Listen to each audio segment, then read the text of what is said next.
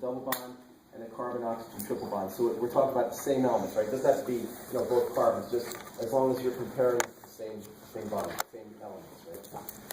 And so this is the bond length, okay, right here.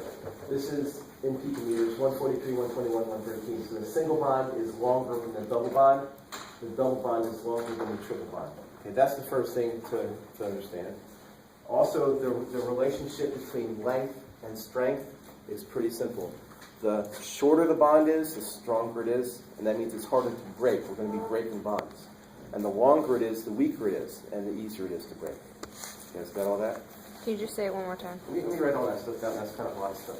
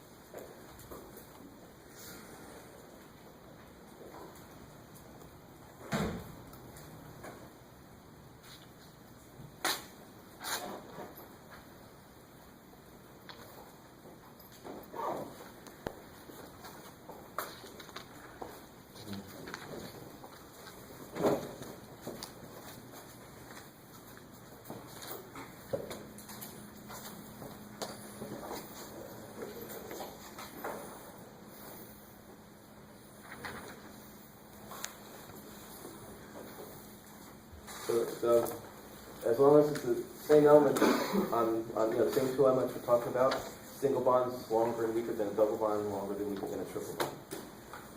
And in general, the longer a bond is, the weaker it is. So let's go back. You guys have this all written down? Can I go back to the table now? So these are the same two elements, carbon and oxygen, single, double, triple, longer and weaker than this, which is longer and weaker than that. Now, let's look at, say, like these first two. Carbon, hydrogen, oxygen, hydrogen. Carbon, hydrogen is longer than oxygen and hydrogen. And I expect that you could have predicted that anyway. So think about that. How would you know how would you predict that? If you're looking at the bond, okay, they're both single bonds, right? So we're looking at oxygen bonded to hydrogen, and we're looking at carbon bonded to hydrogen. So hydrogen stays the same, right? What's the difference between carbon and oxygen? What do you think in terms of the bond rank? The size of the atom size, right? We talked about relative sizes of atoms, right? Oxygen's to the right of carbon in the same row, so it's smaller, isn't it? Yeah. The bonds are measured from the center of the nucleus to the center of the nucleus. Exactly, right? So the smaller the atom, in general, the shorter a bond it's going to make, right? And we kept hydrogen the same, so carbon and oxygen. Oxygen is smaller than carbon, so the bond to hydrogen is going to be shorter than the bond from carbon to hydrogen. And because it's shorter, it's going to be stronger. You guys catch all that?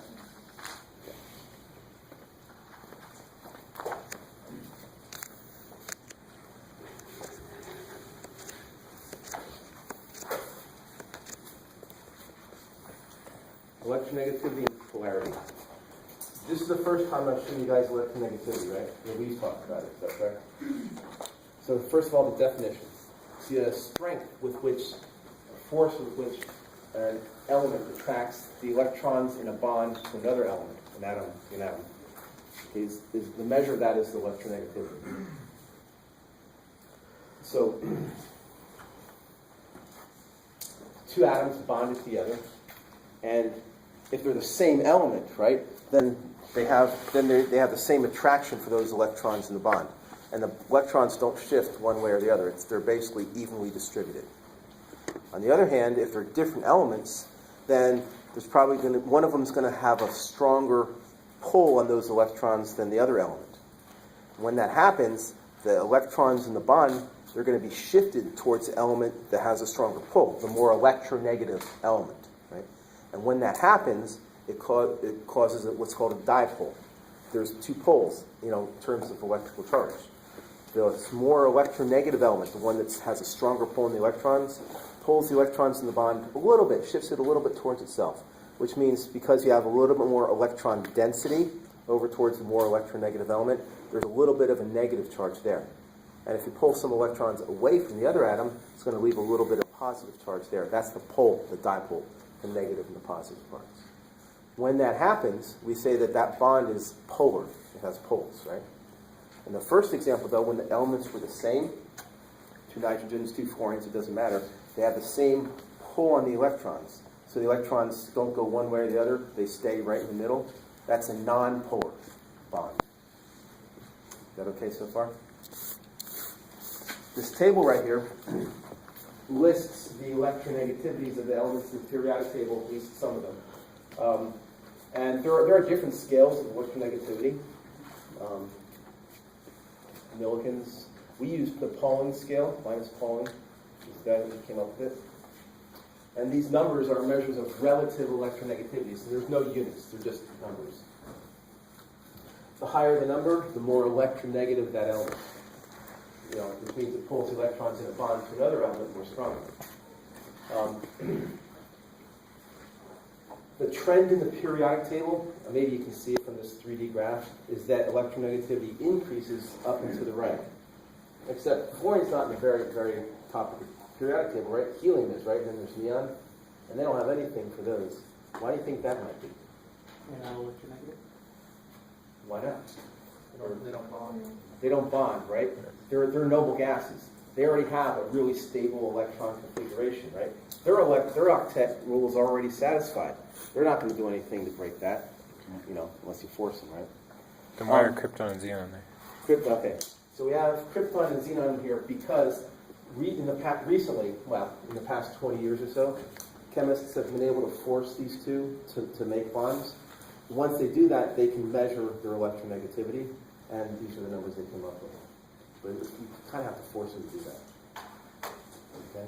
So, the higher the electronegativity, the more strongly that atom pulls electrons towards itself in a bond. We're going to want to know some of these numbers. I don't ask you to memorize them all. The only ones I ask you to memorize are the second row of the periodic table, lithium through fluorine. The halogens, fluorine, just through iodine, don't worry about astatine. Astatine is unstable. It doesn't last long enough to worry about. And then hydrogen. And there's a pattern, okay? When you round the electronegativities to one place past the decimal, okay, if you remember just one number, that is fluorine's electronegativity is 4.0, the most electronegative element in the periodic table. In the second row, as you go to the left, every element goes down by about 0.5. So fluorine is 4.0, oxygen is 3.5, nitrogen is 3.0, carbon is 2.5, boron is 2.0, bromine is 1.5, lithium is 1.0. So it's an easy pattern. I want you to know those. The halogens, it's kind of forced the pattern, but the way I see it, fluorine, chlorine, bromine, and iodine, the difference between fluorine and chlorine is 1, right, 4 to 3.0. And then from chlorine to bromine, it's 0.2 and then 0.3. So I remember it as 1, 2, 3. Just have to remember that's 0.0 and then 0.2 and 0.3. So again, if your base of reference is fluorine, then you know the halogens. Fluorine is 4.0, fluorine is 3.0, 1 less. Bromine is 2.8, 0.2 less. And iodine is 2.5, 0.3 less than the previous one. So really, if you know the patterns, you just have to know fluorine. And then one more, hydrogen, 2.1. Just remember hydrogen. Okay, so that's the ones I want you to memorize. Write that down so I'm sure you saw it.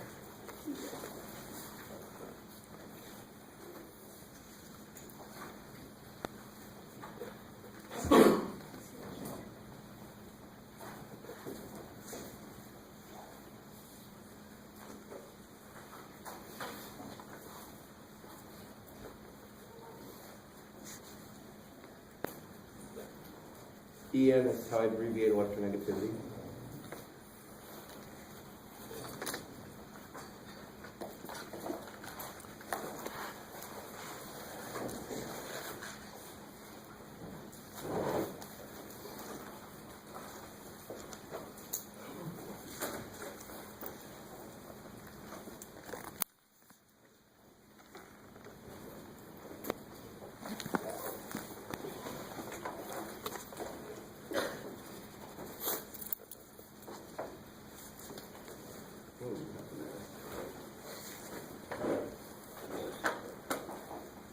So what these pictures over here are showing, these are called electrostatic potential maps. You'll probably see a lot more of these when you get into electrochemistry. They're really, really useful.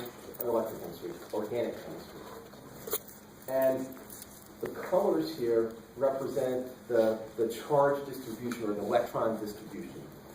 Red is more negative or more electrons. Blue is more positive or less electrons. And then yellow and green are between the two. So if we look at the hydrogen molecule, 2 hydrogen atoms, same element, same electronegativity. Neither one attracts the electrons more strongly than the other. So the electrons in the bond are right between the two atoms. That's the red portion right here. See that? A little bit of blue out there and a little bit of blue out there. Hydrogen fluoride, okay, this would be hydrochloric acid if it's in water, but it's just a gas here, no water around. So fluorine is more electronegative than hydrogen. It has this big red lobe here. There's a negative charge here, positive charge over by the hydrogen. See how these guys work? Then sodium fluoride. Sodium is blue, it's really positive, and fluoride is really red, really negative. So that's how you read electrostatic potential maps, basically. Another way of showing that, if you're not drawing electrostatic potential maps, is to put a partial negative charge on the more electronegative element and a partial positive charge on the less electronegative. So this would be for sodium, this would be for fluoride. Actually, I shouldn't do an ionic compound because that's easier to let me do it for hydrogen fluoride.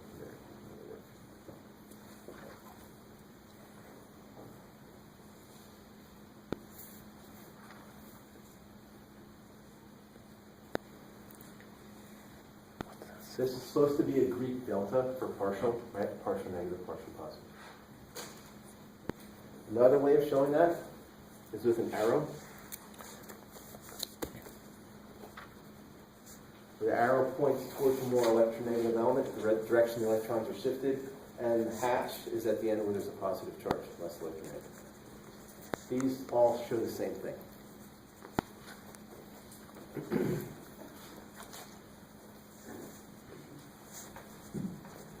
So up to this point, we've defined an ionic bond as any metal with a non-metal, right? And we've defined a covalent bond, a molecular compound, as 2 nonmetals. Now we can do better. Now that we know about electronegativities, this is a better definition of what it means to be ionic or covalent. And it breaks covalent down into 2 possibilities, either non-polar, also called purely covalent bonds, or polar covalent bonds. And what you do is you use the electronegativities of the 2 elements that are in the bond. All you do is you find the difference in electronegativity. Take the one that's more electronegative, its electronegativity, minus the electronegativity of the less electronegative element. That's the delta EN right there. If that number is between 0 and 0.4, what we say is that that's not a big enough difference in electronegativity. It's not a big enough difference in the strength with which those atoms pull the electrons towards themselves to shift the electrons appreciably one way or the other. And so we call that a non-polar bond. There's no real negative part, no real positive part. More or less evenly distributed. However, if the difference in electronegativity is from 0.5 to 1.9, what we say is that, well, that's a big enough difference in electronegativity so that the electrons are shifted towards a more electronegative element, and so there's going to be a negative pole and a positive pole. Okay. So that's what we call a polar covalent bond. It's covalent because the electrons are shared, polar because there are two poles. There's a negative end and a positive end all the time. You guys follow that okay? And then an ionic bond now, we can define that better. If the difference in electronegativity is greater than or equal to 2.0, what we say is that, well, okay, now there's a big enough difference in electronegativity so that the more electronegative element essentially pulls the electrons now between the two atoms over onto itself. You got a full-blown negative charge on the more electronegative element, a full-blown positive charge on the less electronegative element, and you get an ionic bond. Okay? It's not quite that cut and dry, though. In reality, it's all gray, right? It's all shades of gray. And even in the biggest difference in electronegativity, there's still some, it ends up, when you look at this stuff experimentally, there's still some electrons shared between the two. This is what we're going to use, but I want you to know, because if you go on in chemistry, you're going to see this a little bit later. There's some covalent character, you say, to every bond, no matter how ionic, no matter how ionic it is, right? You guys follow what I'm saying? There's a little bit of sharing going on, no matter what. But we break it down into sharp lines like this to make it easier for you guys. Make sense? Okay. Goodbye, anyway. All right. So memorize these numbers. Oh, let me do an example. Let's say we're looking at beryllium iodide.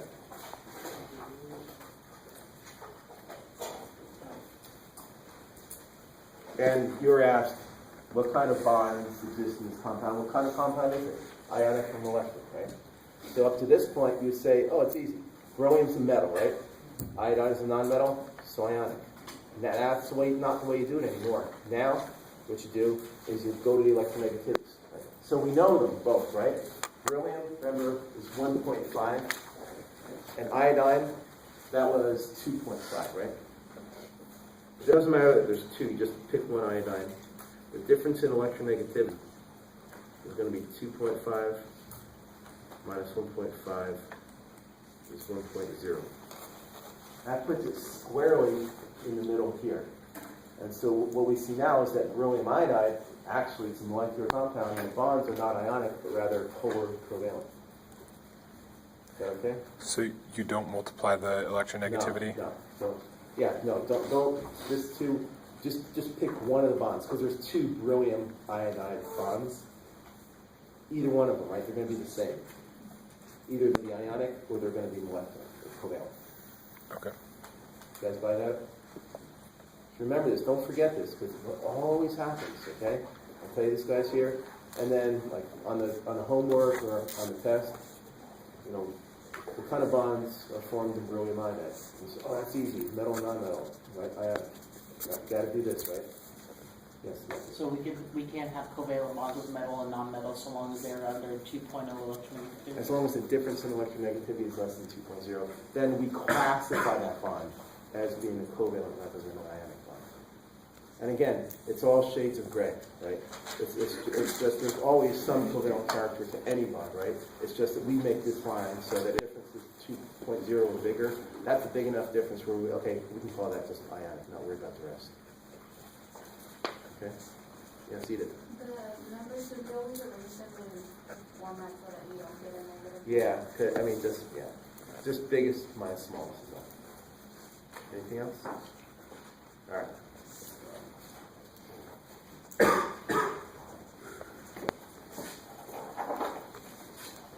Dipole moment, partial charges, 1% ionic. Finally, we get to do some calculations. Okay. We haven't had enough of those. Okay. So, down there, that's the definition of the dipole moment.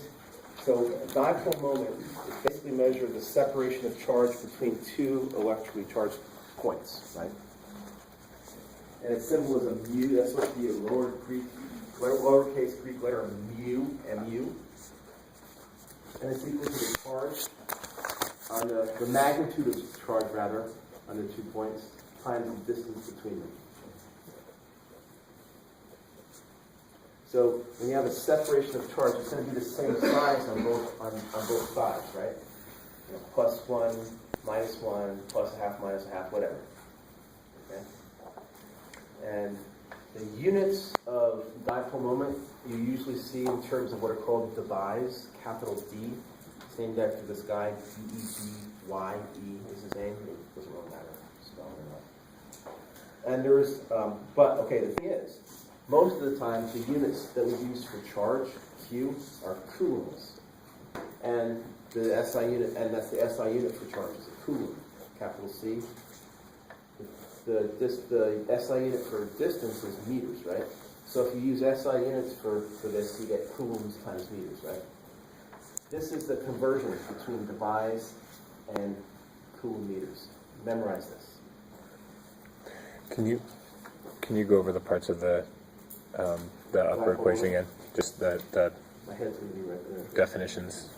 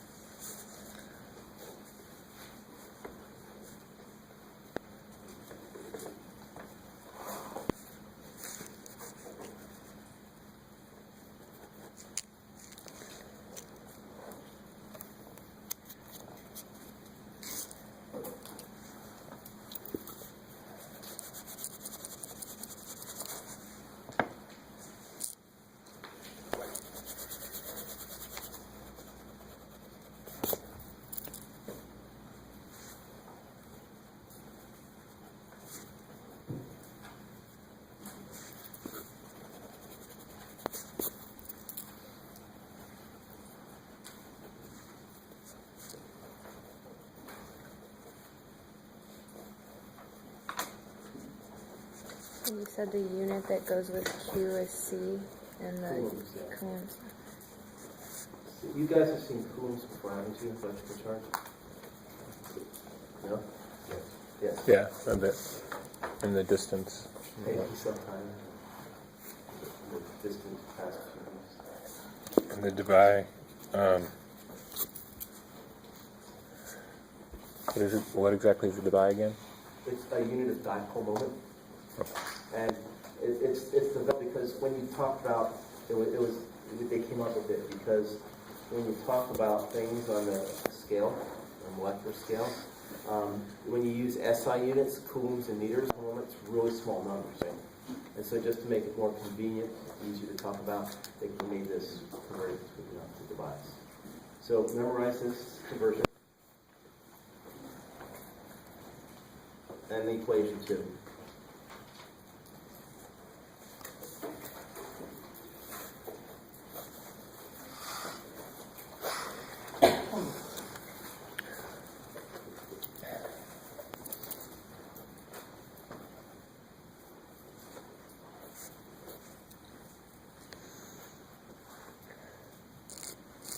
When they say moment, do they mean moment in time, or is that just a weird word use of the word moment? Like a moment of inertia. It's a measure of, it incorporates how strong the attraction is as well as how far apart they are. Okay.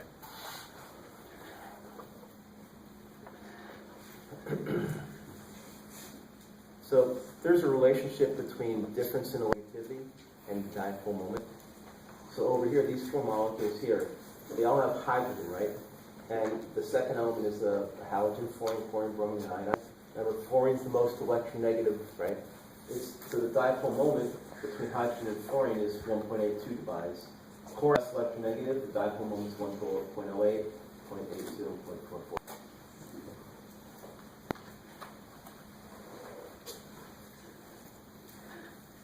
You guys got all that?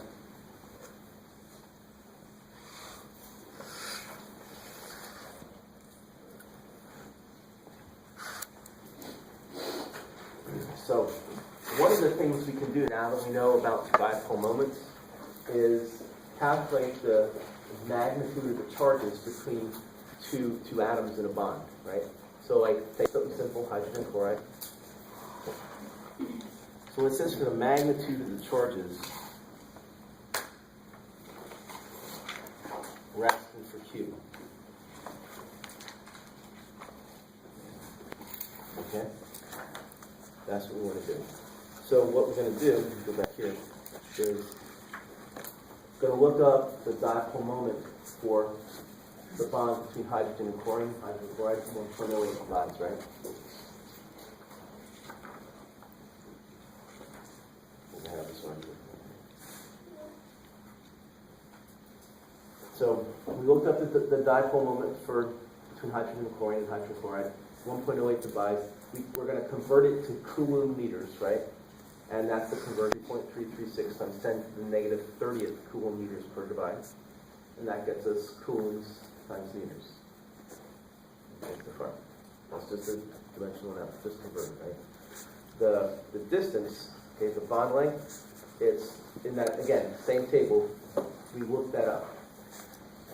You guys remember that table had the bond lengths in there?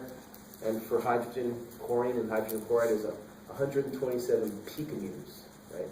Yes. Should we memorize the table? No. No need to memorize the table. I'll give you all that information if you need it. Okay.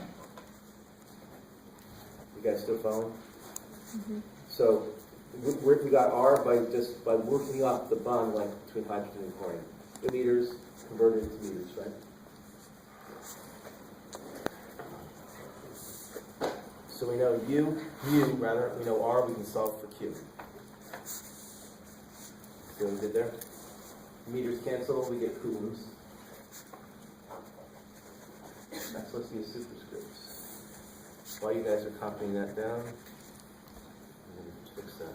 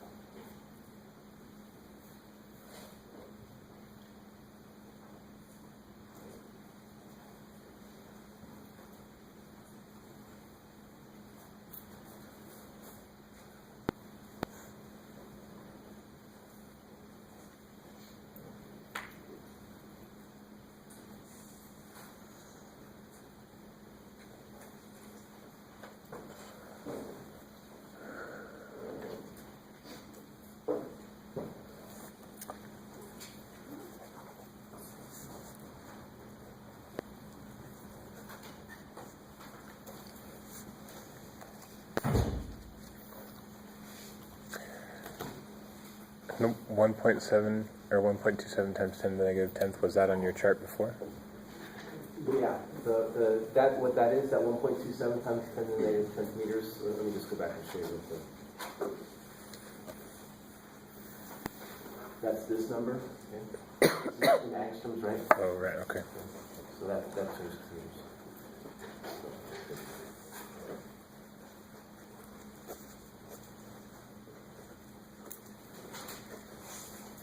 All right, so that's the size of the charge, the magnitude of the charge on that's the magnitude of the negative charge on the chlorine, and that's the magnitude of the positive charge on the hydrogen. You guys see what we calculated there? We can do a few more things. We can see, okay, so yeah, that's fine, but coulombs, like most people don't have a good feel for what that is, but we talk about charges on electrons a lot, right? so we can compare this to the charge on the electron. How much of a full-blown negative or positive charge is this? So in terms of the charge on the electron, okay, this is the size of the charge on the atoms of hydrogen chloride. This is the charge on an electron, right?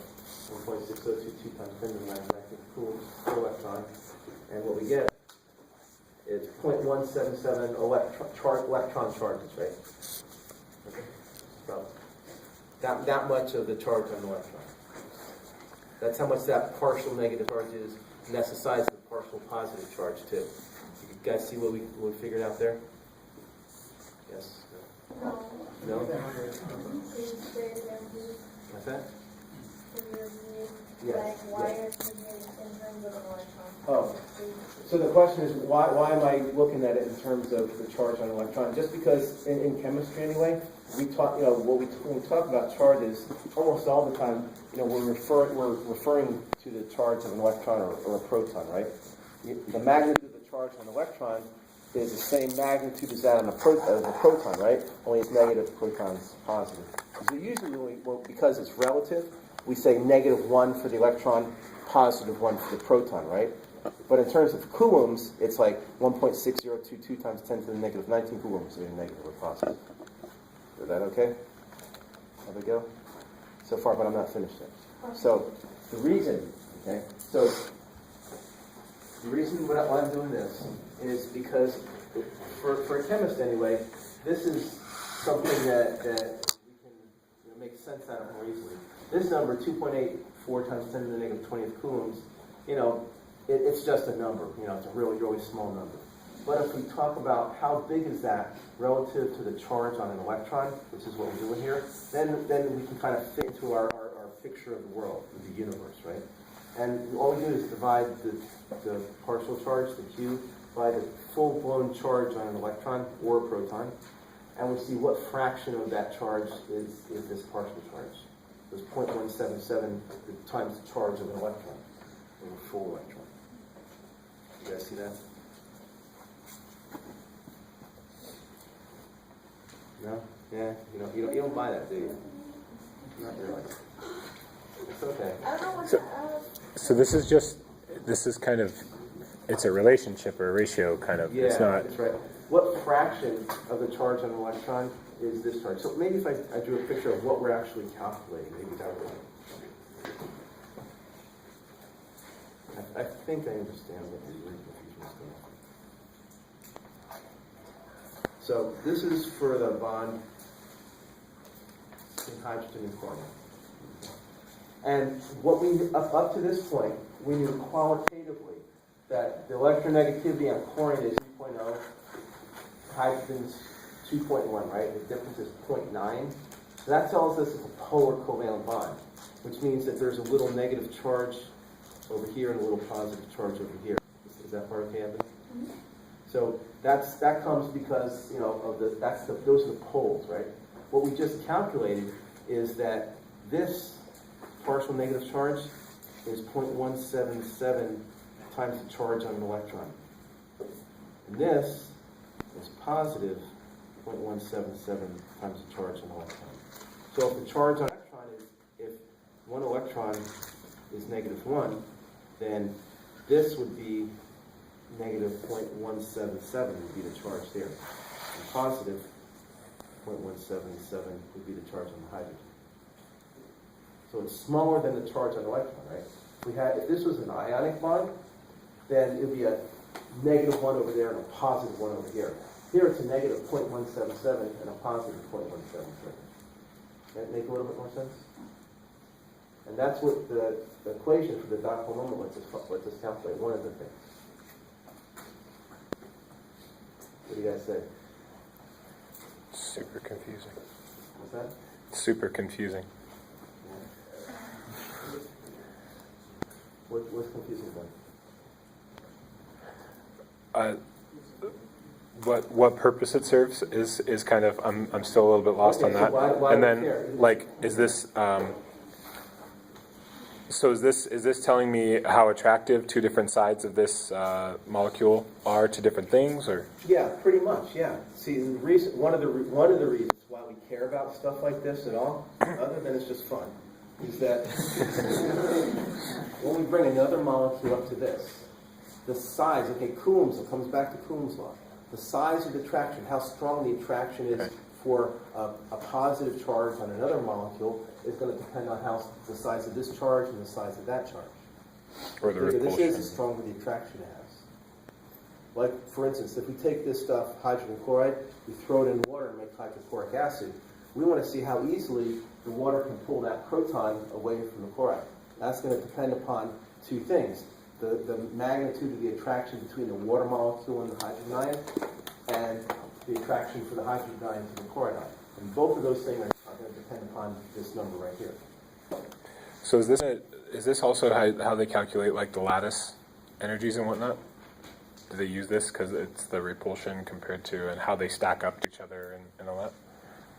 In essence, but at least at this level, when we do the lattice energy, they're all ionic compounds. They assume it's -1 and +1 instead of 0.17, -0.17. Oh, okay. But it's the same idea, yes. Okay. How do you feel about that, Abigail?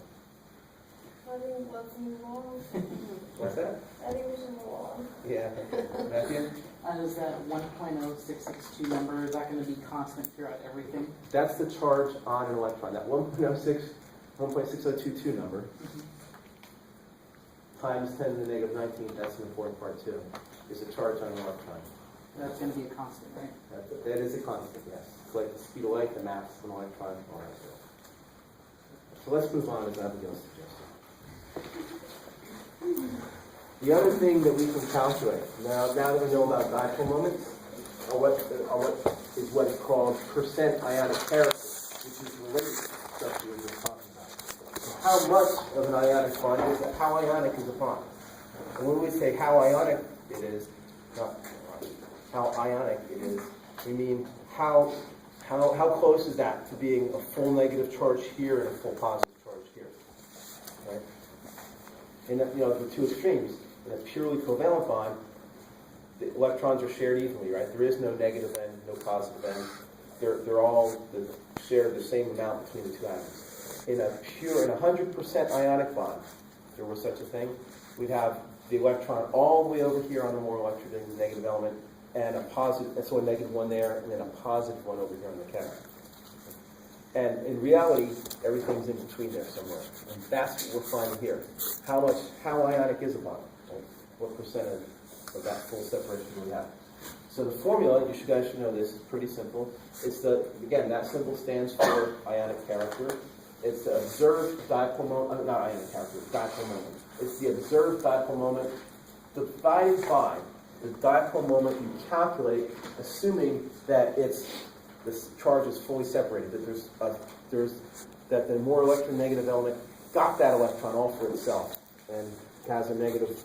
The charge over here is going to be -1.6022 times 10 to the -19 coulombs, and positive 1.6022 times 10 to the -19 coulombs over there. So.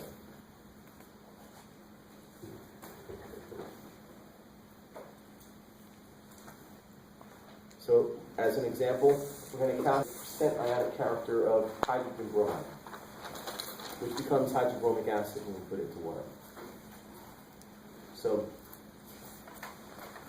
So remember, it's the dipole moment that's observed divided by the calculated dipole moment as if the charge was fully separated times 100.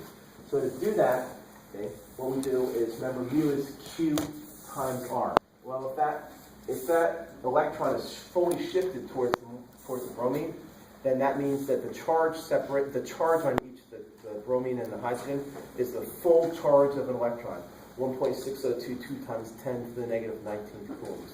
You guys see where that number came from? Make sure. That's because we're completely separated. Exactly. This is our Q, and that's our R. So, because mu equals Q times R, right? And remember, the way you do this, the percent ionic character, is you measure the dipole moment. For us, we look it up and we're told what it is. That goes on top. And then we calculate it. Basically, if it were 100% ionic, then that electron would be all the way over on the bromine, right? and pulled away from the hydrogen. So the charge on the bromine, we say -1, in terms of coulombs, will be 1.022 times 10 to the negative 19th coulombs. That's our Q. You guys see that?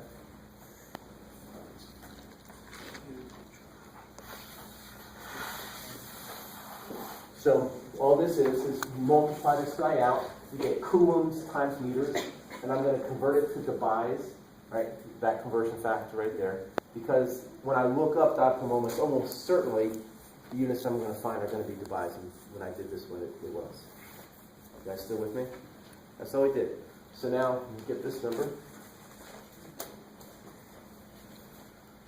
We see that the calculated dipole moment in hydrogen bromide, if it was a fully ionic bind, would be 6.77 debye's. And by the way, that number right there, 1.41 times 10 to the negative 10th meters, what is that? Where did I get that? The distance. The distance between hydrogen and bromine and hydrogen bromide, I looked it up. It wasn't that table that I showed you guys earlier.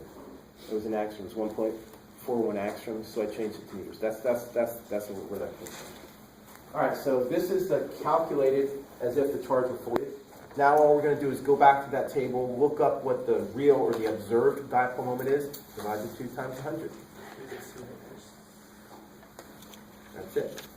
So we see that it's really only 0.82 debye's compared to 6.77 debye's times 100. It's only 12% ionic character. So I think one of the things that people aren't clear on for a long time in chemistry is that we're going to talk, we haven't done this yet, we're going to talk about things called strong hydrobromic acids, what we call strong acid. And what a strong acid is when you put a strong acid into water, the hydrogen that's in the front gets completely pulled away from all of the bromide ions, and they're separate. Right?